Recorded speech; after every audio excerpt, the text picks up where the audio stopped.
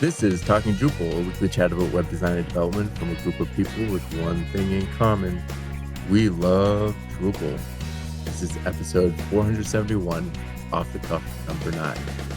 On today's show, we're talking about Freemium Drupal Modules, the WordPress hub-bub, and Drupal, now with AI, with our hosts. We'll also cover FullCalendar as our module of the week.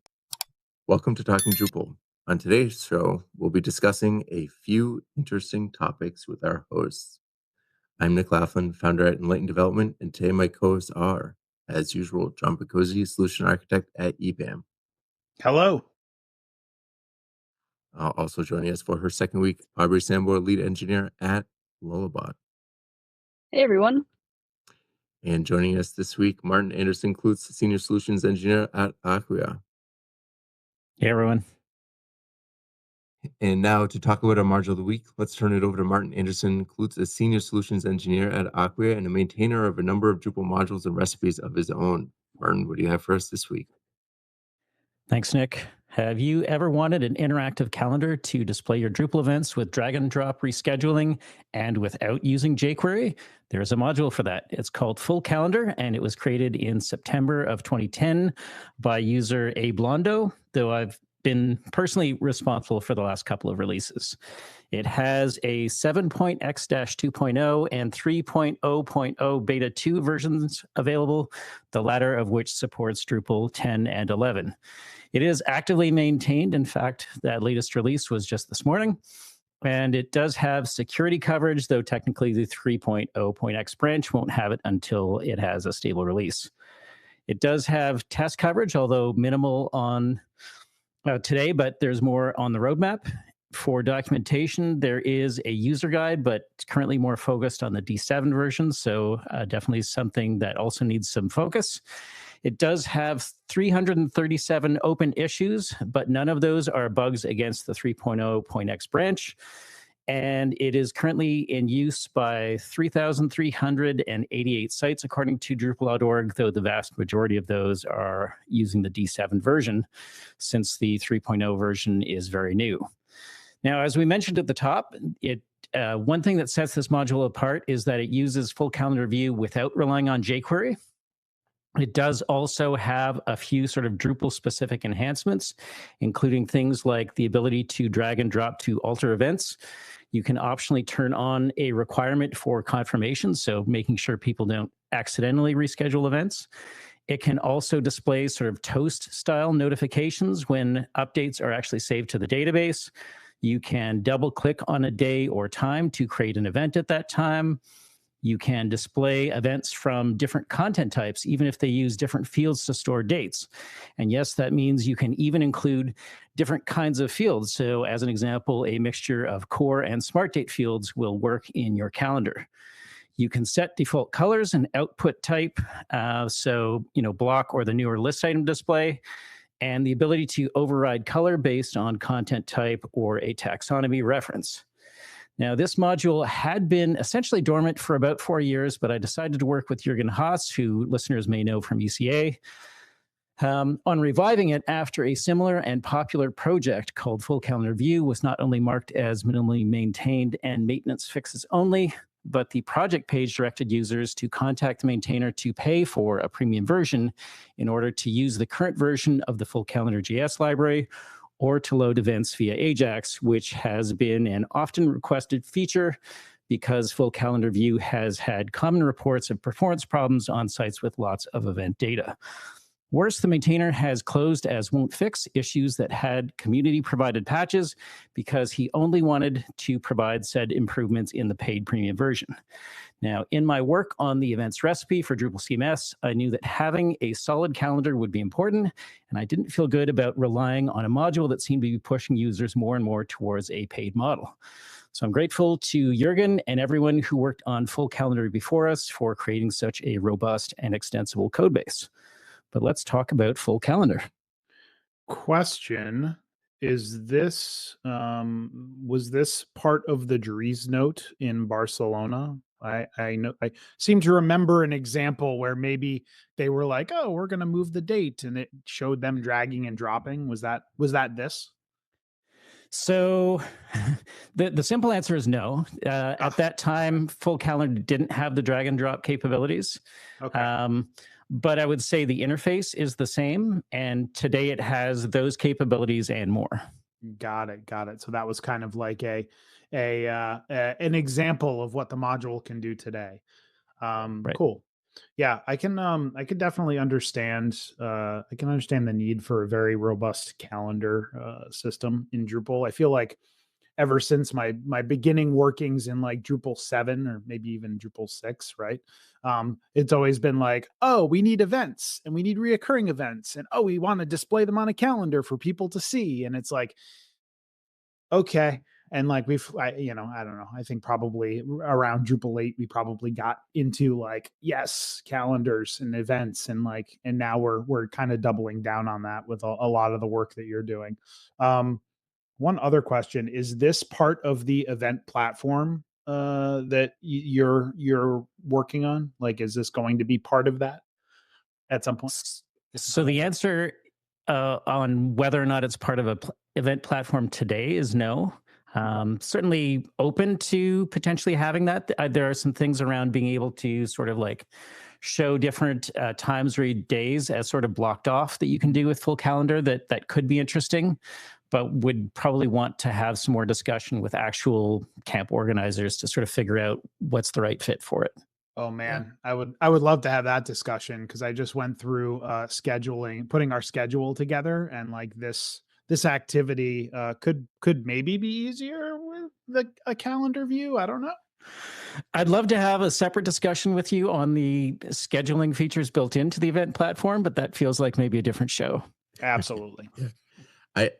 I have to say I love that this is back. I mean, I feel like in Drupal 7 you had a few options. Like you had this one, you had the calendar module, but I feel like after Drupal 8, the calendar module is still around, but there really weren't any well supported ones. I know Matthew Scarset has the calendar view module that I've used as in a couple of proof of concepts. It's really easy to set up, but it felt like there really wasn't a good way in Drupal for a long time to really just have a calendar.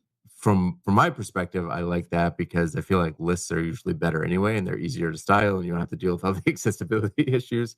But it also, especially with Drupal CMS coming up around the corner, it does feel like a gap, right? To have to rely on something external, or a ton of work to build that. So, between this and calendar view, hopefully, we'll have something robust I have moving a forward. I have a future forward question, and maybe you said this somewhere and I missed it, but are we thinking like, could this functionality make it into Drupal core at some point? I know like we're probably going to have it in Drupal CMS, but like, do we think like events and calendar functionality could be in core at some future point, or is this like always going to live in contrib? Well, so one of the things that was new in all the way back in Drupal 8 was the inclusion of core datetime fields, and then later on date range fields. I haven't heard of any real appetite to sort of significantly expand that. And I would say now that we're in an era of Drupal CMS, I would probably see that as being the path forward in terms of saying, let's make those features easy to drop into a site built on Yeah. Drupal CMS, or maybe even just, apply a recipe that ships with Drupal CMS so that it's basically clicking a button to have that capability available. Yeah, that makes way more sense as far as like a recipe that enables a lot of this functionality. So that's definitely cool. The other thing to consider, especially with these types of things, if you're including them in core, FullCalendar does rely on a JavaScript project, right? And so that's additional dependencies that you now have to manage. And if they change their API or update, core is now tied to that. And that's actually one of the, even as helpful and as informative, like the team that manages jQuery, they interact with Drupal. That's been a major problem with Drupal maintenance cycles because Drupal is outside of the same maintenance window as those. And so anytime there's a deprecation or removal, it can cause problems. We had that same problem with CT Editor for a time. But like any external dependencies that you add, also you have to consider what the cycle looks like for Drupal core as well. So if it's in Contrib and FullCalendar updates to a new version or changes an API, Martin and Contrib can just modify that and write some backwards compatibility code. But if that's in core, it's a much, much higher burden. I have so many off module of the week topic questions here. So your first bullet point here when you're talking about features and functionality is no jQuery, right? So there's no need for jQuery obviously for this. I feel like that's like something that's becoming more common in Drupal is like moving away from jQuery. So like that kind of is self-explanatory, but I'm wondering like I know that we're moving, I don't know, the moving towards React could be like a kind of heavy-handed statement, but I know that some of the new UI for Drupal CMS is going to be React based. Is that something that like you think this might move into at some point, or maybe in a future version? I'd have to double check. I'm pretty sure that FullCalendar is compatible with sort of React and Vue front ends, but so I don't see it as sort of like something that could be like a significant blocker if more of the UI starts to move into being like React or Vue based. But definitely something to keep in mind, I suppose. Yeah, I would assume, I haven't looked at the code yet, but I would assume a lot of it is vanilla JS that you can like hook into, like use React or Vue to hook into it. I know I've written JavaScript that was like that, right? Where the base was vanilla and then you can plug and play and do React or Vue or whatever other framework you like to use for your JavaScript. But yeah, it'll be cool to see what happens there. All right. Thank you, Martin. And if our listeners wanted to suggest another module of the week, what's the best way for them to do that? We are always happy to get nominations for Module of the Week in the Talking Drupal channel of Drupal Slack, or folks can reach out to me directly as ManClue on all of the Drupal and social platforms. Moving on to our primary topic, which may not seem like we're moving on to our primary topic because we're going to be talking about something, a module in a similar space. It's something that is not brand new, but I feel like I've been seeing more of it more recently, and that is freemium modules, right? So the idea behind freemium is there's a free version, but if you pay something, you can get additional features. Now, Drupal has historically shied away from these modules. There are a couple of exceptions. Like I've seen, there's not too many, but there are some theme generators out there where you can pay for a theme, $50, $100, and you get a theme. But those have never really seen really wide adoption in the Drupal community. The other thing that I've seen, which I don't generally group into this case, but you guys may differ, that is modules that integrate with the service. So I remember, for example, Backup Migrate module, which was a module that I used to use on every single site. You could, if you had a subscription with Node Squirrel, I think, for example, it would back up automatically to that service, which I don't really think it's not premium. It's like you're paying for that service. Like you didn't have to pay to integrate with that service, but if you weren't paying for the service, you couldn't use it. Same thing with like things like Lingo Tech or translation services, right? Yeah. You can use Lingo Tech but you have to pay for the service. If you're not paying for the service, the module is not going to do anything. But it's not really a freemium module. It's more like, hey, the module's free. You can integrate with their service, but if you're not paying to use the service, the integration will do nothing. The freemium that we're talking about is different. The freemium we're talking about is this module does features XYZ. And if you pay some sort of fee or license, it does XYZ and ABC, where ABC is just additional features, not some sort of service-based thing. Correct me if I'm wrong. I may be misremembering, and that happens often. But CK Editor at one point in time, right, had kind of like a CK Editor premium pack where you could get, you could pay for a service and get kind of premium features for CK Editor. I mean, CK Editor worked as a WYSIWYG editor in Drupal like normally, right? But if there was some features that you wanted, I think it was like maybe like autocorrect on spelling and sorry, was that what you were going to say, Martin? Oh, there's like real-time collaboration. You can like Yeah. export your content as PDF. There were a couple of other ones, but I feel like real-time collaboration was the one that Yeah. like Yeah. had the biggest like wow factor. Yeah. So in your WYSIWYG, kind of like Google Docs or something like Mhm. that. Right. Yeah. Right. Is that kind of what you're talking about? Well, that's an interesting question. So I would say on the CK editor side, partially, right? The real-time edit, I mean, the real-time collaboration, I don't think that that's part of freemium because it requires their servers and it's a service, right? So Right. that to me is just you're paying for a service. The autocorrect or the PDF, maybe, but that's on the CK editor side, right? That's them free. They're saying their package is a freemium. I kind But of just found an example that merged both of your things together. I apologize. here's the interesting thing though. On the Drupal side, they don't have that because on the Drupal side, the CK editor module provides the full functionality of the CK editor. Mhm. And then there's a separate Drupal module if you want to integrate with any of their premium features. So I would say that the Drupal module side isn't freemium because it's like if you're not paying for that service, you're not getting it. And then if you use the default one, you get all the features available. But CK editor itself is probably using the freemium model. So the one sort of like nuance thing in the CK editor example is that in CK editor 4, there used to be like a full screen button that you could use to make your editor basically like take over the whole screen to be almost use it like Word style as like your, Mhm. content editor. When they released CK editor 5, it didn't have that.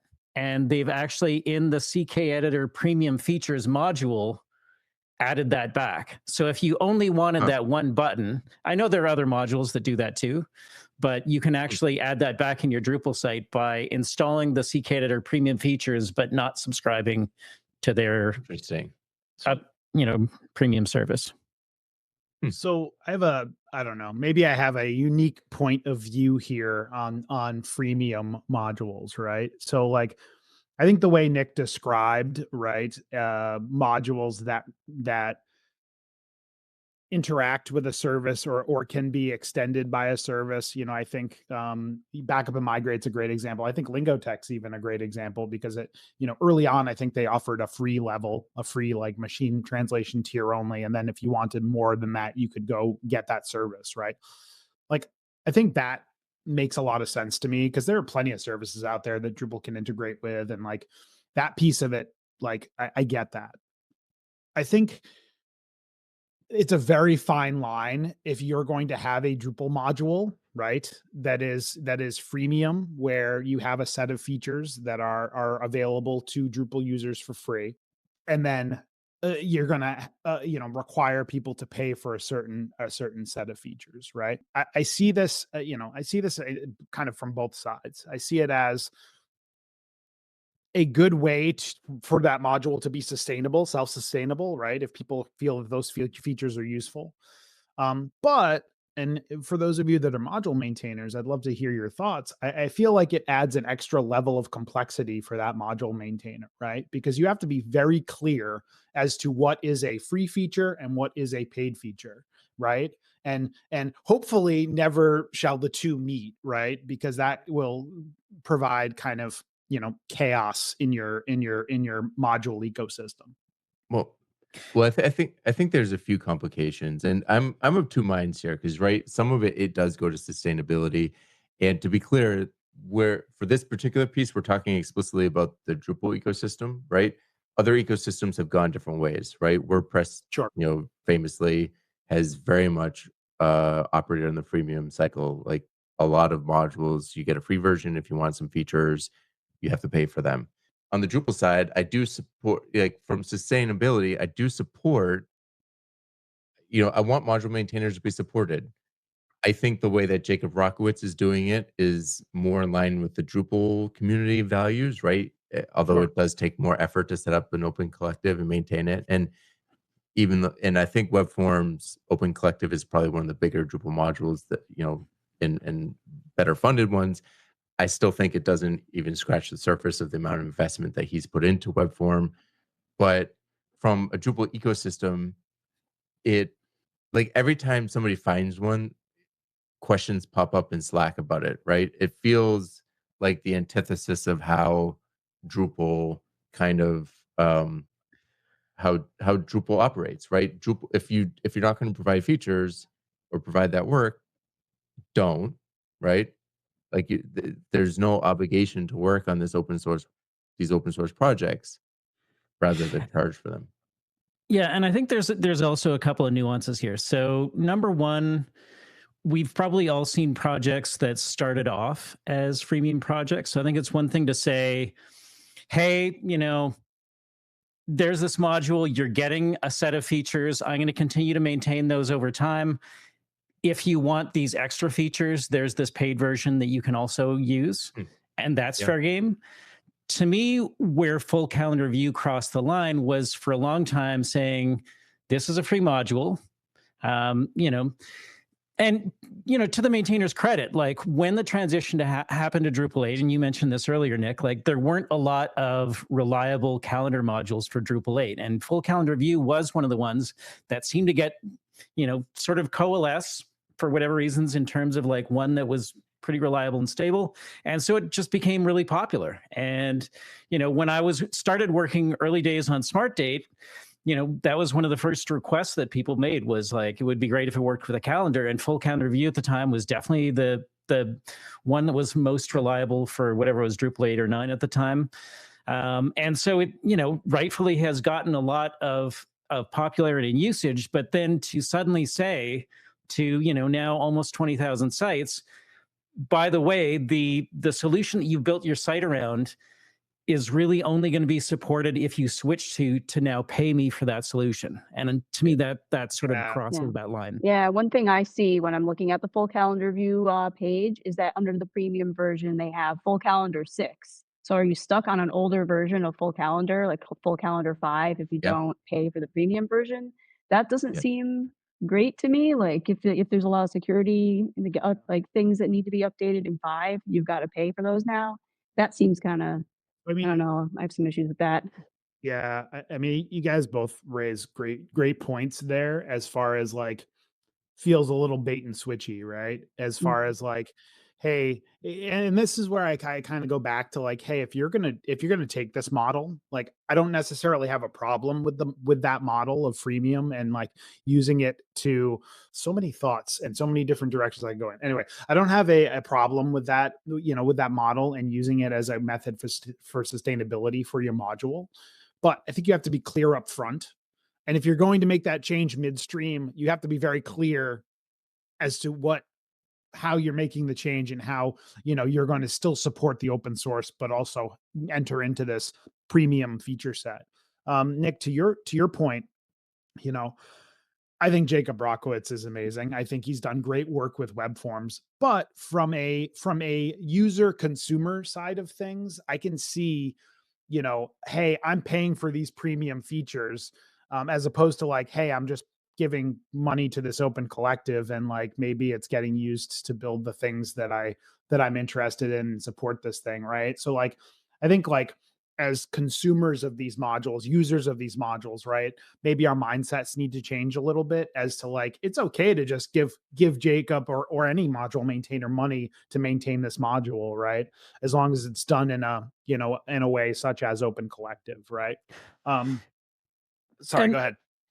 Well, one thing I'd like to jump in with there is I know in the WordPress ecosystem, there's this idea of 5 for the future. And I would love if Drupal projects, as sort of a matter of policy almost, would include kind of a budget line item that was, a certain percentage that was going to go to either, direct monetary support of the modules being used, or at least some commitment that there's an allocation of hours that will go to saying, these are the projects that are central to the solution that we're creating. And it's in our best interest to make sure that they're going to be using, the latest versions of their dependencies and, whatever else. I mean, what is of most value is going to vary based on different maintainers, but at least going into a project with that mentality of we're going to give back in some way, I think would go a long way. Martin, I love that idea because I've often thought like, if I were to put like more of a financial hat on, like, the financial services industry, which I know very, very, very little about, but like, they have mutual funds, they have different methods of investing money to build funds to be able to do different things, right? And I think like a lot of times I think like, why doesn't the Drupal Association, or maybe just like, I mean, it would probably have to be the association, but anyway, let's not overcomplicate. But like, why don't they have like a module sustainability fund where they could say, hey, here are the top 50 Drupal modules, right? And top is based on usage and maintainership, and like, we can build out metrics around that.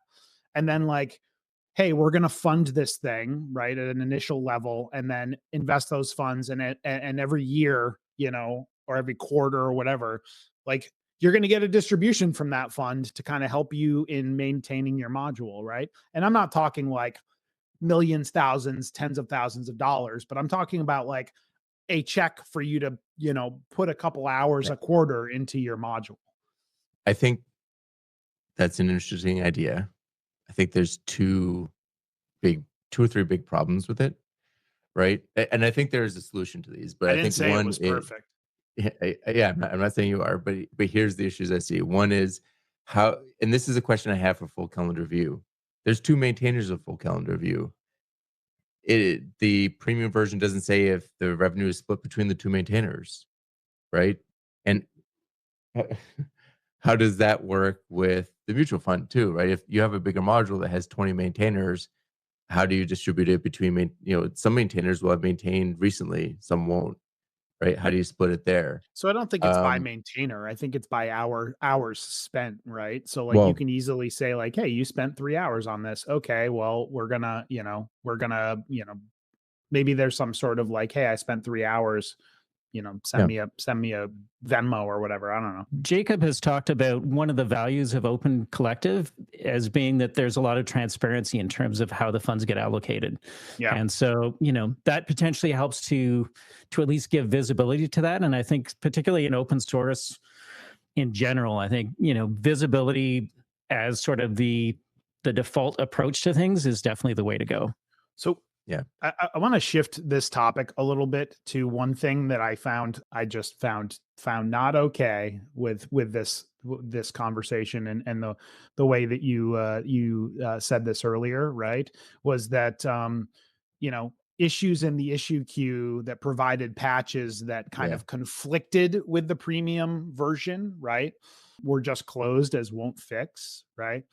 So that to me feels anti-open source, right? If somebody spends their time developing a patch that provides a feature that is, whether it's adversarial to your premium model, I mean, I think that there should be, that should be included, even if it's in, in the module page as, feature X free version, right? Like, at least like that person's work, they've gone and put that work into it. Like, you might as well add it in there, right? I before we move on, I'd like to add on one thing to your mutual fund idea, which I wonder if I think one of the biggest gaps that the Drupal project is missing right now is project managers. There's been a couple of issues that I've been working on, less as a developer and more as a project manager recently, like just making sure, like pinging people like, hey, please look at this, kind of like what Stephen's been doing with the needs review issue queue, right?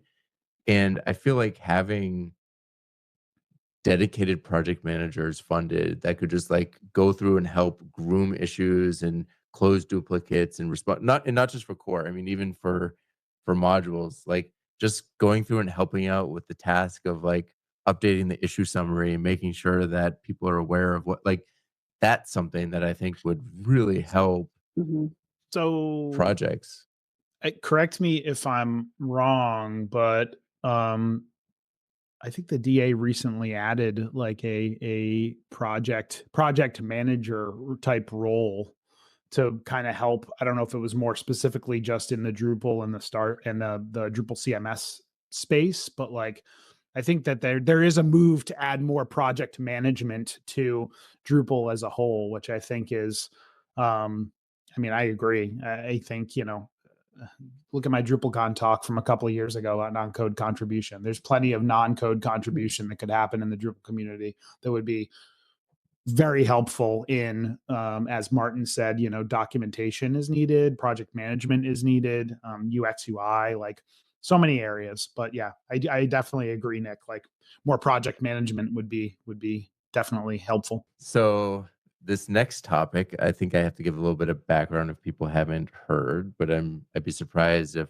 a lot of people haven't. So there's been a bit of controversy recently in the WordPress community.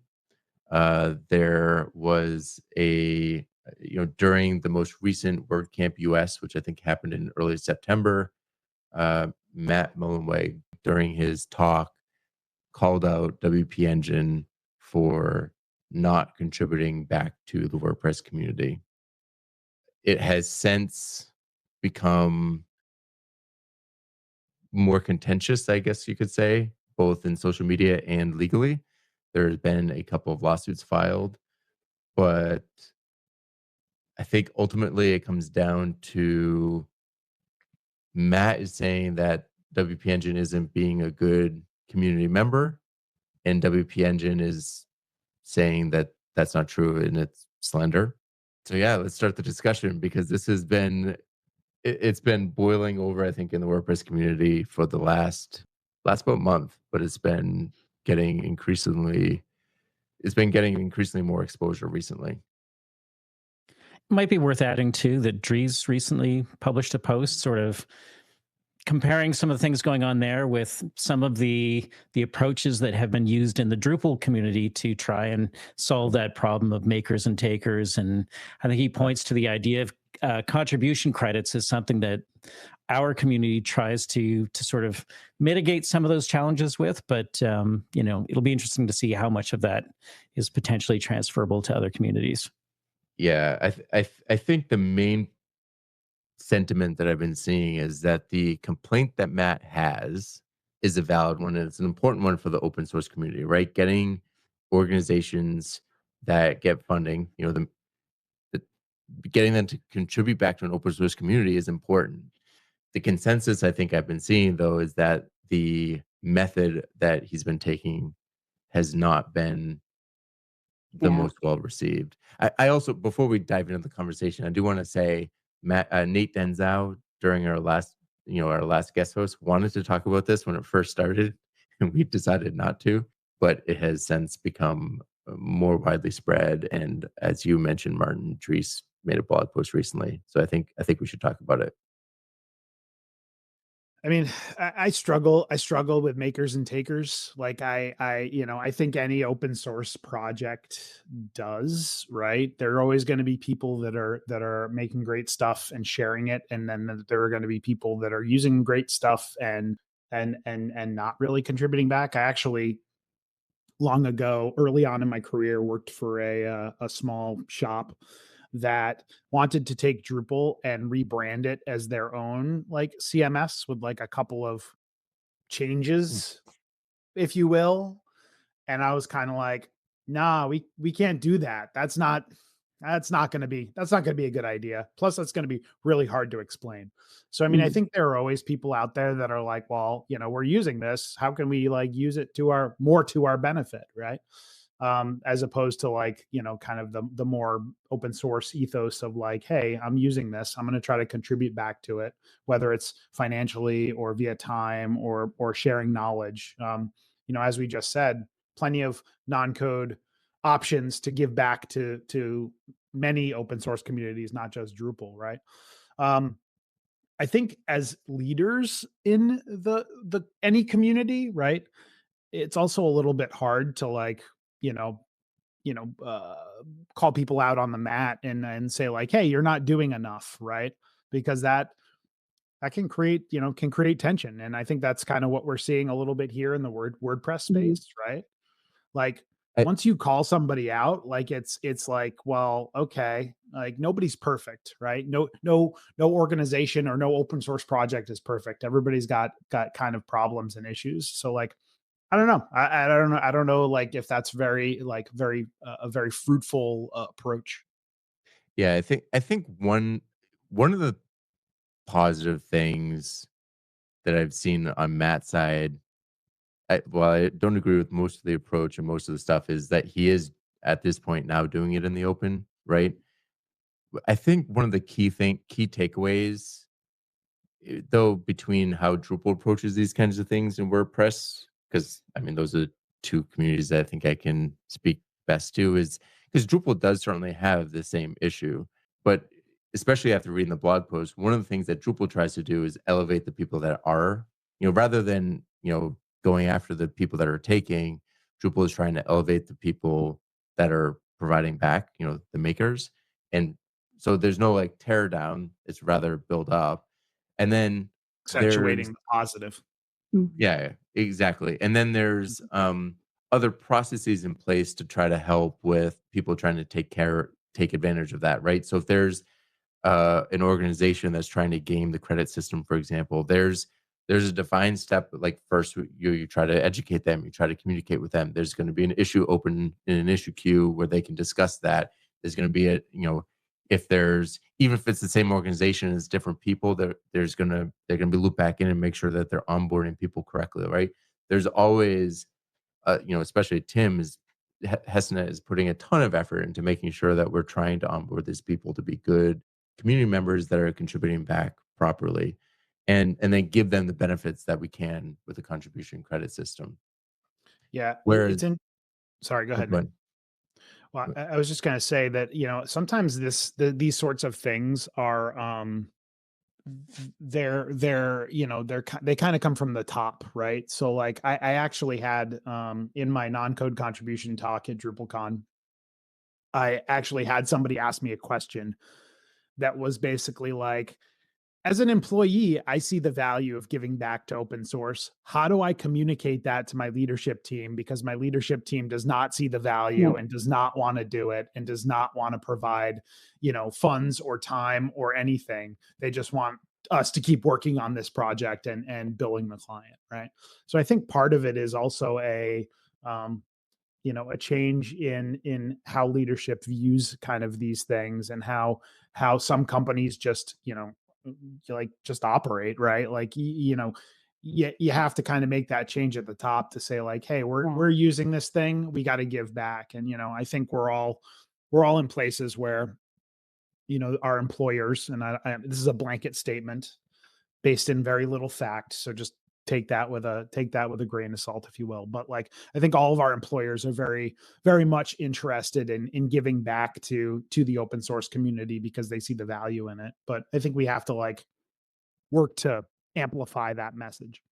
Yeah, I mean, we get like at Lullabot, we have 30 hours available time, and the other 10 hours a week are internal time, which we can use to do things with Drupal core or do any other kind of contributions and things like that.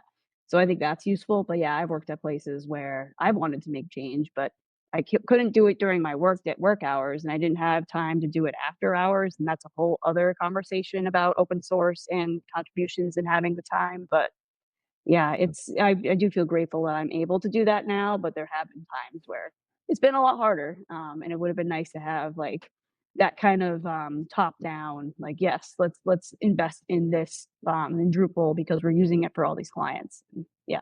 I mean, I've had instances, Aubrey, like that, where I've had to actually talk with the CEO and leadership of a company I worked at and be like, listen, we have to do more. And they were like, well, but why? Right? Like, where's the value in that? And like basically build a whole presentation on like, here's the value and here's why this is going to be better for recruitment and sales pitches and RFP responses and all that sort of stuff.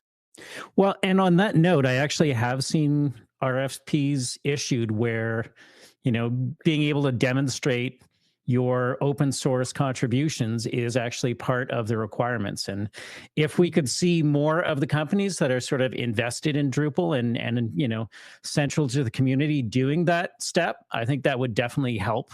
Even with, it doesn't really cost them a dime to do that. They're probably going to get better developers anyway.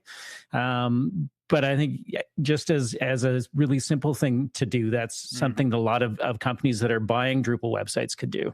Yeah, I actually just replied to an RFP that said that Absolutely. They were like, we want a Drupal, an experienced Drupal partner. We want to see, demonstrate to us that you are, experienced, that your staff is experienced, that you're a community member. And it's like, Drupal.org does a great job of kind of like showing that with your, your profile page and that sort of stuff.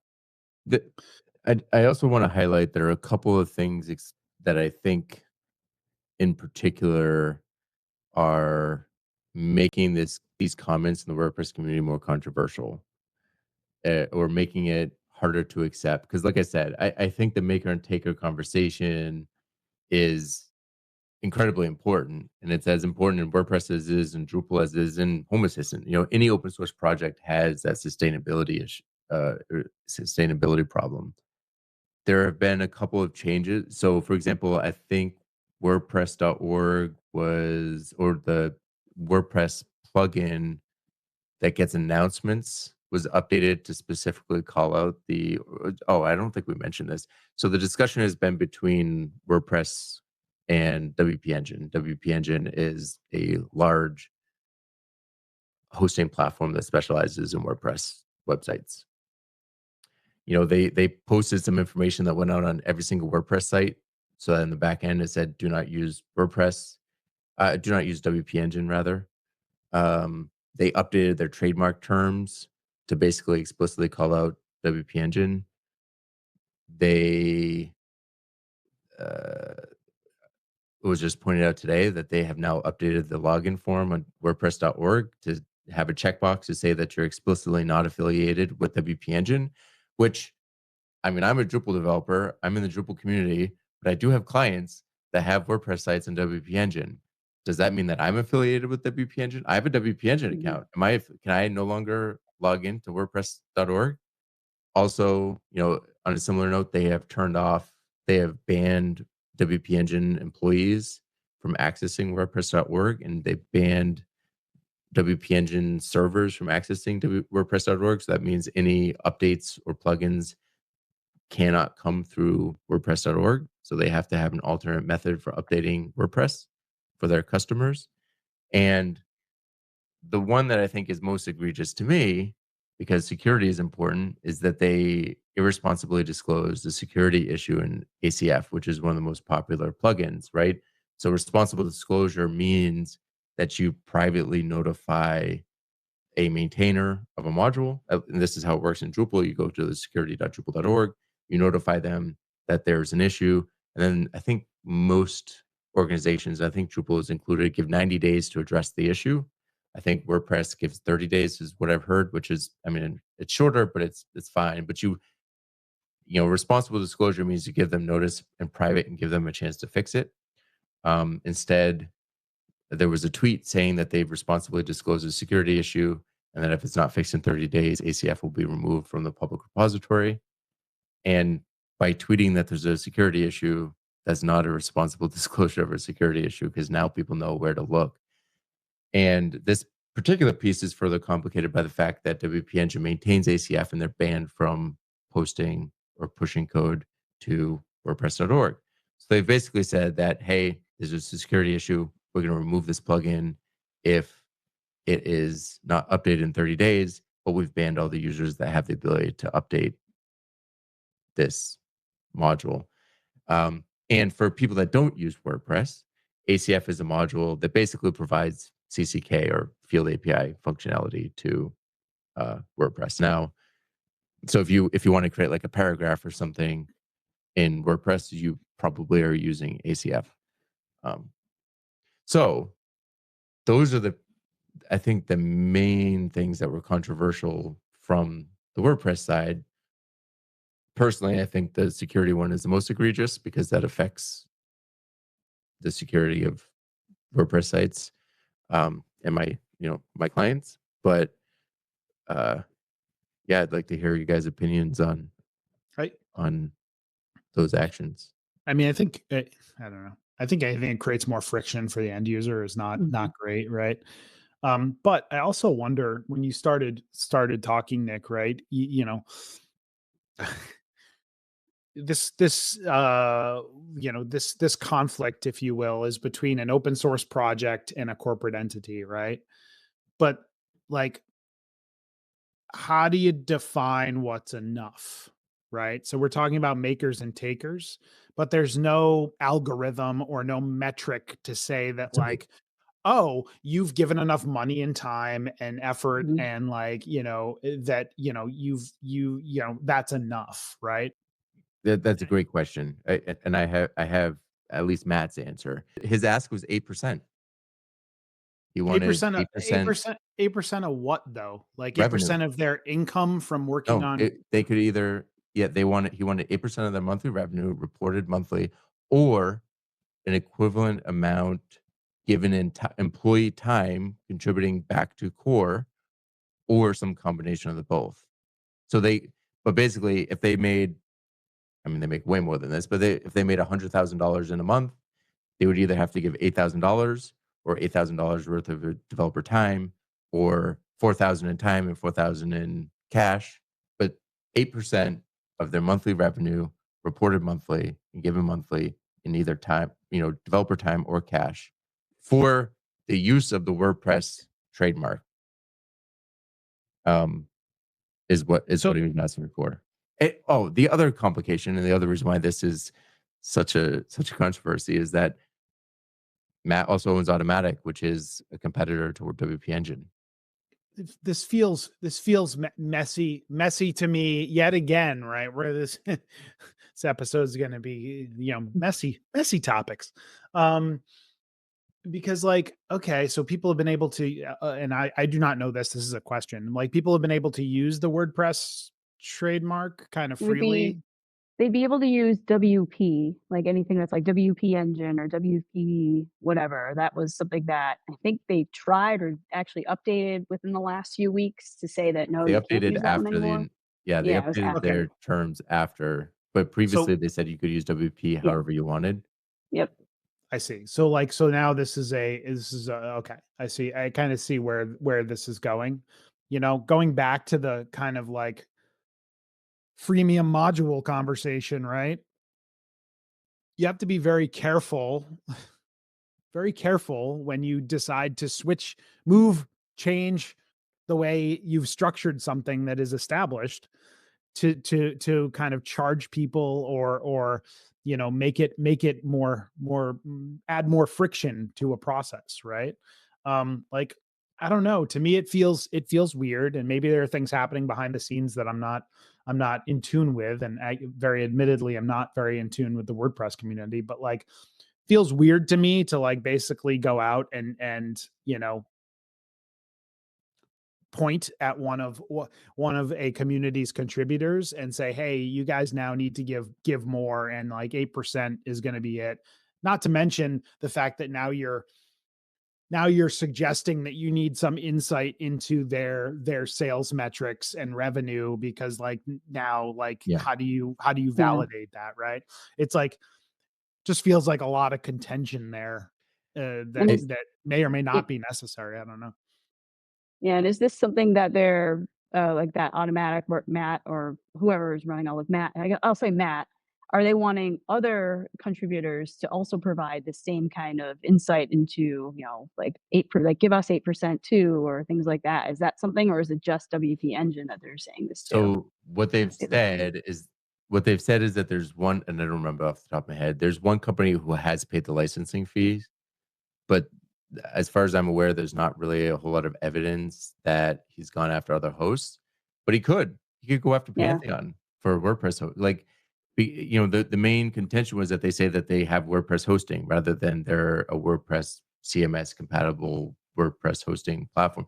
Like, to give you an idea is, this would be as if, the equivalent in the Drupal world would be Pantheon. Like, if Dries went to Pantheon and said, "Don't use Pantheon, or give us 8% of your revenue and report your income to me and Acquia, or we're not going to let you use the Drupal trademark."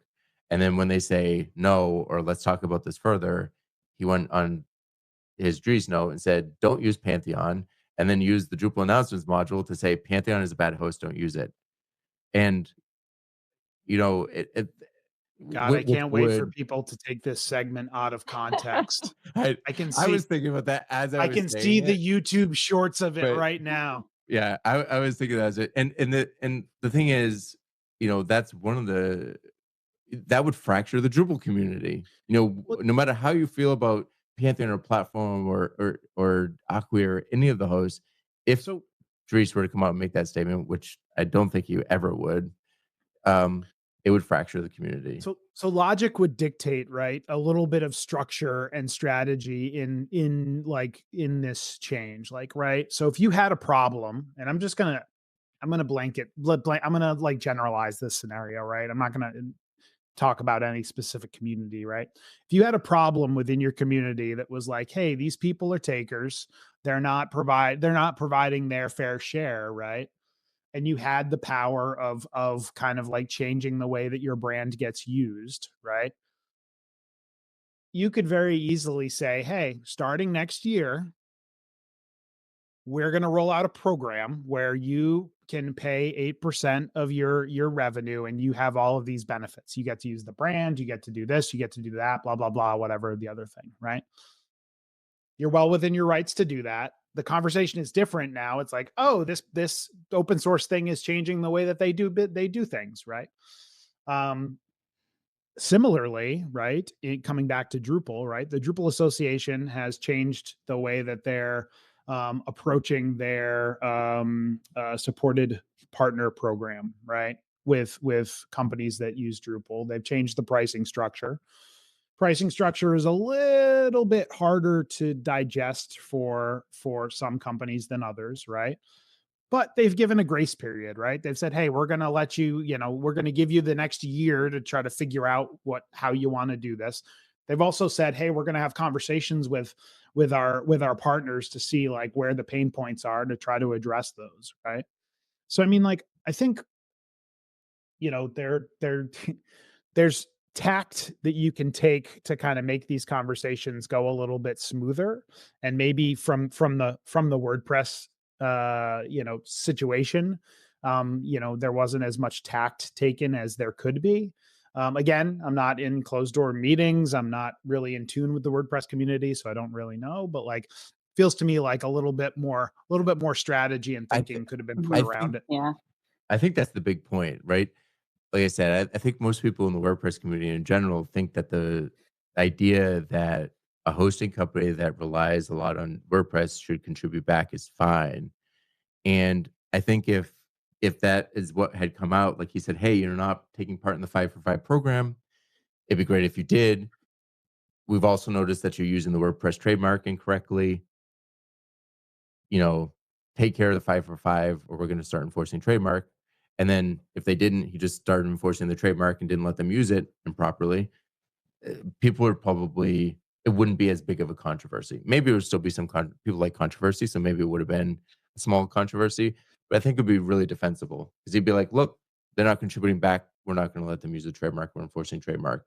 And it wouldn't even be a huge deal if he's not enforcing that. I mean, other than US trademark law and all that stuff, because you have to enforce it pretty like consistently. But aside from that, I don't think the community would really have a problem. It goes back to my my thinking that like when you get a group of people together, like it's just like interacting with people is hard, and I think we all have to be cautious and thoughtful as to how we Yeah. do it. But Yeah, and well, yeah, and my point is though that I think that it's the approach that has been taken that has really embroiled the community so much. And I mean, he described it himself as scorched earth or the nuclear path. And Mhm. it certainly, as somebody on the fringe of the WordPress community, it certainly feels like that. Like I said, I have clients in WP Engine that have no intention of moving off of WP Engine. If I were to try to log into WordPress.org, do I have to check that or not? And if I do check it, does that mean anything? I Does it wonder mean what I'm not allowed to Yeah. log happens. in? Like, what is Yeah, it like? exactly. Do you And get like a 500 error? Like, oh, sorry, service that's not what I mean. Like, available. does that mean that I'm going to get banned in the future? Does that mean that I can't, like, if I have a plugin on WordPress.org now because I have clients on WP Engine, I can't maintain them properly? Like, it's those types of questions that make it very unsure. And a few of my clients are planning on writing up a risk sheet for WordPress to figure out what the risks are for being on WordPress at this point, because specifically around the ACF situation, right? I mean, most of my clients are already paying for ACF, so they'll be able to get any updates, any and all updates that they need. But the fact that these types of disputes will get to the point where a module will be banned, or plugin rather, will be banned from the official repository means that you can't really rely on the even the freemium versions of a plugin on WordPress.org. Yeah, there's been a lot of information about this. I don't know what the eventual follow-up will be. I don't know what the answers are. I'm happy that I'm not the head of a huge open source project that has to make these types of Yeah. determinations. I mean, like I said, I think with the freemium conversation, right? I hope at the end of the day, like cooler heads prevail and the end users aren't negatively impacted by however this shakes out, right? I mean, it's yeah. I think I agree with you, Nick. I'm glad that I don't run a large open source project or platform. Yeah. And I'm also extremely grateful that Drupal is headed by Dries and that I was really impressed with the blog post, and how he approached the topic. I should say, at first I was surprised that he weighed in at all, but I mean, he addresses that in the first paragraph or two and why he decided to. But I mean, that blog post was a great way to, I think, address the situation. Because I think one of the things that he highlights is, in there is that he is kind of in a similar position as Matt. There's not a whole lot of people on earth that have started such a large open source CMS with such a large community. So they are kind of colleagues of their own. So yeah, I think that we'll have that blog post in the show notes as well. Let's move on to a less or more polarizing topic, depending on how you Yeah. look at it. Yeah. So the last topic is Drupal CMS is going to be including AI. And we have a recent show talking about Drupal and AI where we talked a little bit about this. But yeah, let's talk about Drupal and AI. I actually heard Dries talking the other day about having a conversation with some colleagues that are in kind of other CMS ecosystems that have actually been kind of blown away at some of the things that Drupal is doing with AI, because in the CMS space, especially, a lot of them are very focused on like generative AI and some of the tools around like creating content or maybe summarizing content. And while those are I think there are certainly variations of some of those capabilities that will be extremely useful. The idea of being able to use AI as more of like a site building tool, or even kind of like a built-in support agent in some ways, in terms of being able to say, like, how would I add an image field to this content type, or some of those kinds of things. The idea of being able to use AI in a much more sort of flexible and, almost like solving lots of different kinds of challenges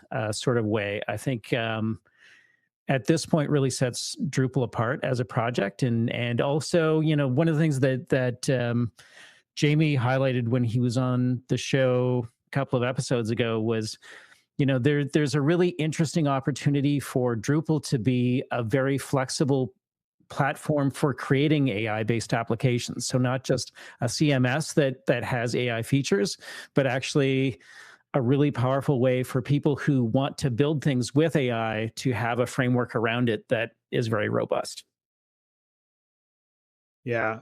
So, I mean, I think like one of the first questions here is it a good idea?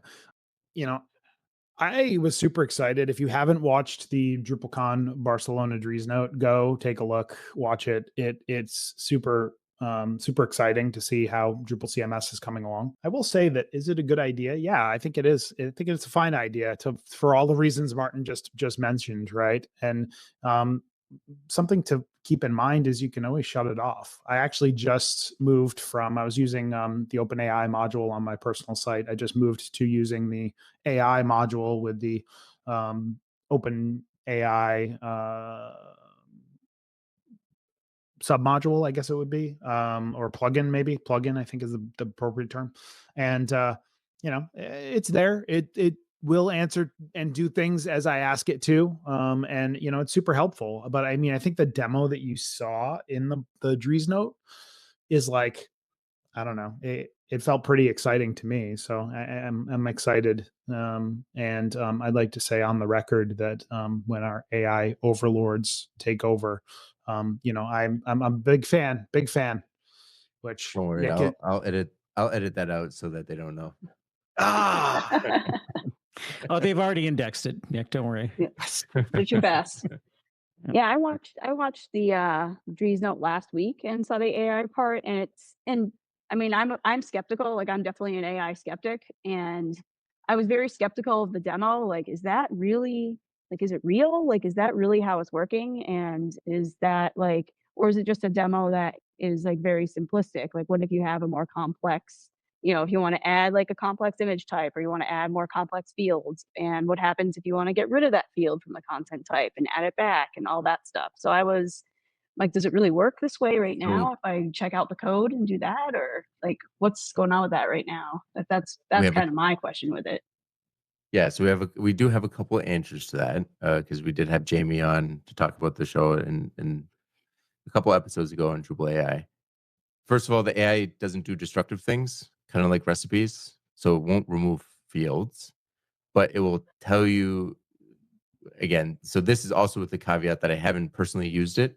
These are answers coming from him, and he's a trustworthy source. He's been a trustworthy source to me so far. So I take him at his word. But it's similar to recipes. It won't do destructive things, but because it knows your site, it can give you instructions on how to do that are relevant to your site.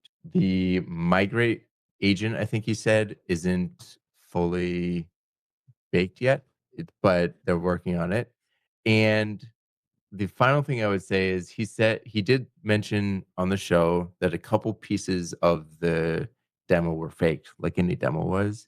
But Mhm. the only thing that he said was faked was the chat remaining open between page refreshes because they haven't worked out sessions yet.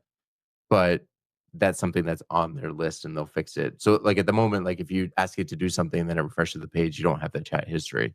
You kind of Mhm. have to like ask again, which in my book is something that you want to definitely get resolved before like a full release, but isn't critical. The kind of thing I'm really excited about, by the way, is like the taxonomy creation piece. Like it's so tedious and so annoying to just like create a taxonomy that has 20 or 30 things in it because like it's so boring. And yeah, you can set up and it's easy to make a mistake and you're just copying and pasting.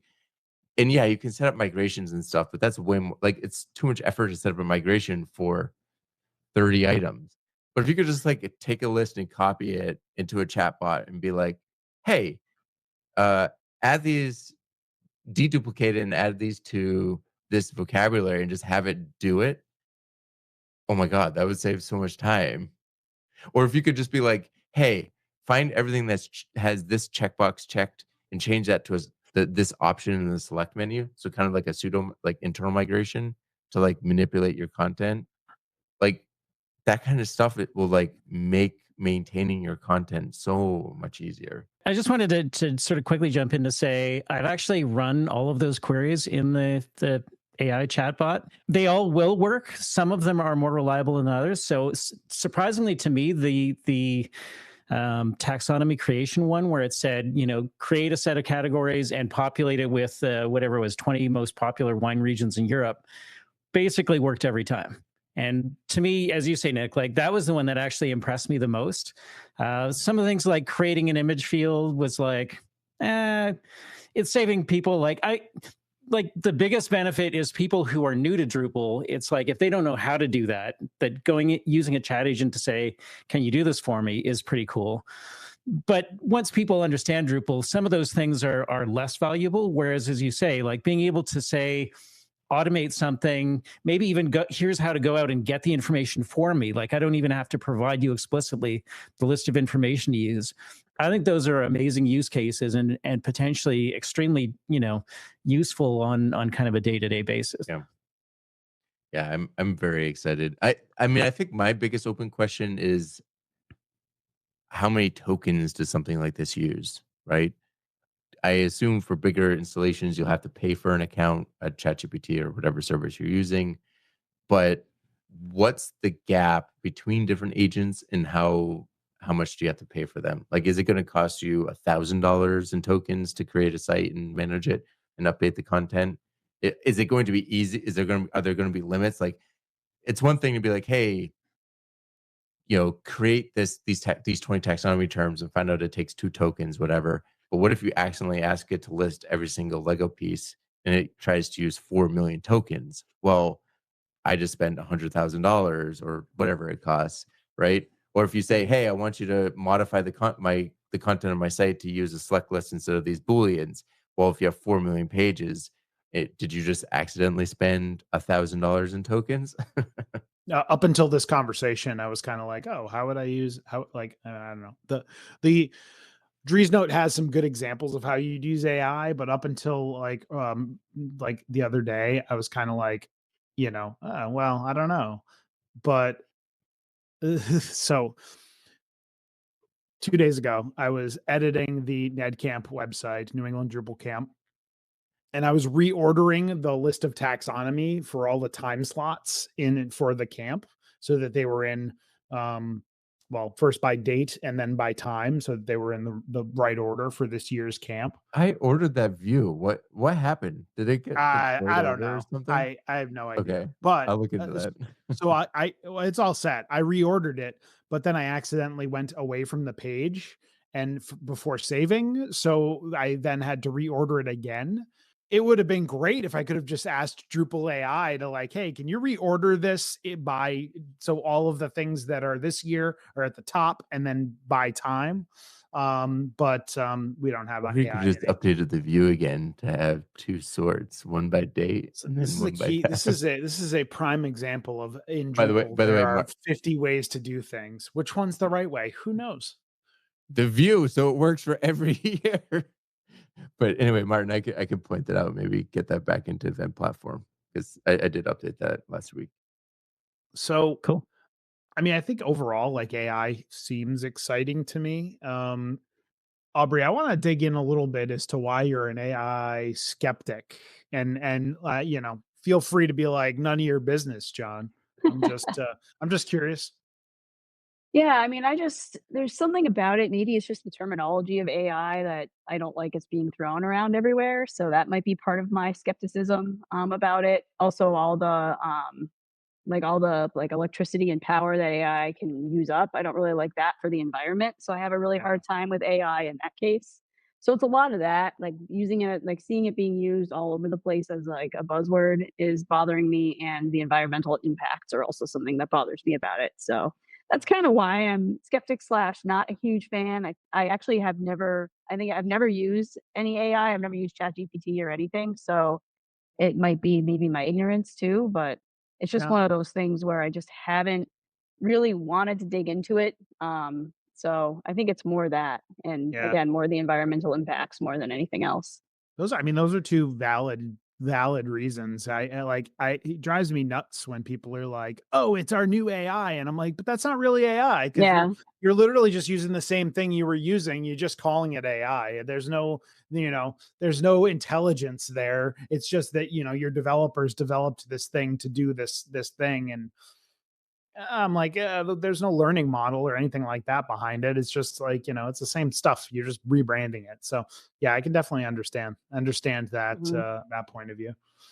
I think I heard recently, I think it was in like some kind of online design tool that had basically doubled their subscription price, but their justification was that they had added a bunch of AI features that a lot of their users were like, we're not even sure we really want these. And so they kind of like used, as you say, John, the forcing of AI features onto people as the justification for doubling their subscription. Mhm. And I think there's probably been a fair bit of that, in different companies where they've just like now with AI is like the starburst on every product as a way to sort of either, replace features that people thought were useful or, justify price increases and some of those things. Yeah.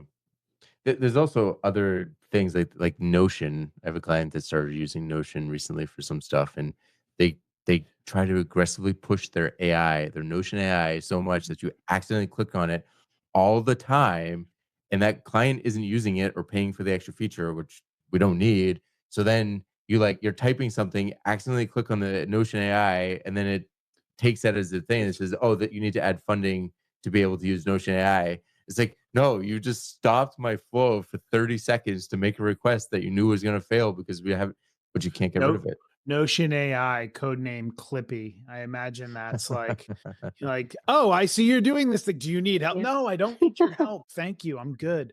I wonder though, and maybe you guys know, or maybe I'm just forgetting. So like the example in the Dries note was using what as a backend? Like is Drupal, does Drupal, was it ChatGPT? Okay. It was, it was ChatGPT 4.0, I think was the model that was being used. I actually, I was going to say, I've heard anecdotally that if you use the newer, I think it's called 01 models, that the output or the results that you get are actually substantially more reliable as well.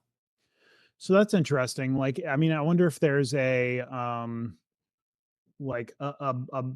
thinking of developing like a Drupal centric, and I know Mike Miles has done some work with like a Drupal centric GPT. Like, I wonder if that's something that the Drupal community would take up to kind of like, I don't know, I don't want to say control, but like curate the stuff you get back. I mean, that was one of the pitches at Pittsburgh a couple of years ago, if you recall, or maybe it was 18 months ago now. But that was actually one of the ideas that was pitched. And then, as you say, Mike sort of brought out his own. But I definitely would see that there could be value, especially because, the popularly available models aren't necessarily completely up to date. And so having something that could be, as Drupal 11.1 is about to be released, could be up to date from a coding standpoint and know all of the deprecations that should be replaced and how. Like, some of those things could be really, really valuable for the community. I've been catching up on Star Trek Discovery recently, and I don't know if any of you are Trekkies or have watched it, but the ship's computer is like almost like a sentient being, and they like have conversations with it. And I'm like, man, I kind of wish Drupal AI could be like that. Like, hey Drupal, can you update my website? Oh, sure, John. Well, it looks like you have 3 modules that are out of date, one of which needs a patch. I found the patch. Would you like me to apply? Like, oh, that would be great. I think we're a ways away from that, but yeah. So I wanted to quickly touch on one thing you said there, Nick, which was about the migration piece and maybe a couple of other pieces that were in the demo as kind of needing work. And just to clarify, I think what I've heard Jamie say is that really they're looking for support from the community to have those much more robust. So not just that's a piece that they want to take away and work on themselves, but definitely would love to have other contributions or even different kinds of support. Like if somebody had a big migration project and wanted to use AI as part of that, then reach out to the folks at Freely Give and see if there's the opportunity to collaborate there and help build that out. Yeah, that's actually a great point. That circles back to our first discussion about freemium, right? So, Jamie's and his team are pouring huge amounts of capital into basically providing the AI module to the community as open source. And there's some things like the migration that would be hugely helpful, but he can't commit to just providing those resources with nothing. So I don't think he has any intention of just like putting it behind premium, but he does need a project or a community support to support it. So if a company comes to him and says, yeah, we need that, we'll pay for it, they'll do it. It'll be open source, but it's funded.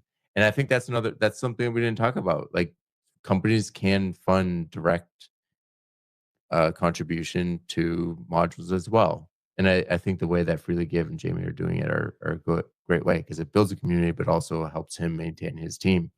And yeah, I can't understate the amount of investment that he's been putting into Drupal and AI in the last 6 to 8, 12 months. It's an enormous contribution. All right, so thank you guys for taking part in this off the cuff. Do you have any questions or feedback? You can reach out to Talking Drupal on Twitter with the handle Talking Drupal or by email with show@talkingdrupal.com. You can connect with our hosts and other listeners on the Drupal Slack in the Talking Drupal channel. You can promote your Drupal community event on Talking Drupal. Learn more at talkingdrupal.com/tdpromo. Get the Talking Drupal newsletter to learn more about our guest hosts, show news, upcoming shows, and much more. You can sign up for the newsletter at talkingdrupal.com/newsletter. Thank you, patrons, for supporting Talking Drupal. Your support is greatly appreciated. You can learn more about becoming a patron at talkingdrupal.com and choosing the Become a Patron button in the sidebar. All right, Aubrey, if our listeners want to get in touch with you, what would be the best way for them to do that? The best way you can get in touch with me is on Mastodon. I'm there all the time. I'm on labyrinth.social/starshaped. But if you want to find me anywhere else online, I am Starshaped pretty much everywhere else. Drupal Slack, Drupal.org, anywhere else. And Martin, how about you? Folks can find me as Manclue on all of the Drupal and social platforms, or they can read my blog at manclue.com. John, how about you?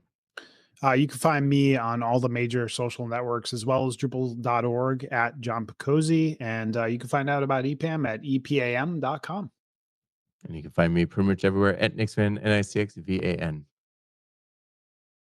And if you, yes, you, dear listener, have enjoyed listening, we've enjoyed talking. Have a good one, everyone.